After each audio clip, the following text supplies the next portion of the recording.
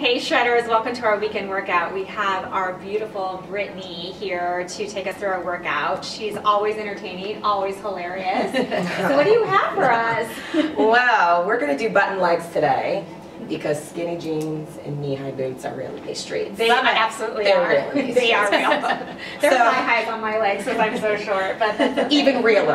That look is tough to pull off. All right. So we've got 6 exercises for you today. Great. You're going to do them each for 30 seconds and then repeat that sequence 3 times. Love it. Whatever you do, remember, with button legs, get the levels from your actual legs rather than from your back. So we want you to keep that back up nice and tall, chest proud.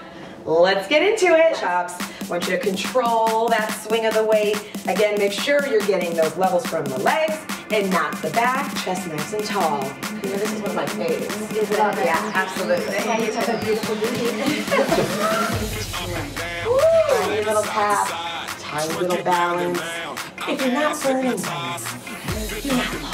I'm burning. switch of the legs. Nice and low, reset that form. Back nice and tall. I feel it. My booty feels it. Yes. I feel it too. All right, coming into that reverse low runner's lunge with balance. Remember, on the floor, it's not about speed all the time. It's precision. Precision with each rep. Make sure you're breathing, keeping that core nice and stable. Another great move. Good, let's get rid of these weights, kick it up a little bit for a little bit of cardio. Woo! All right, you have up and overs on the deck. Controlling it, keeping it low, turning that waist.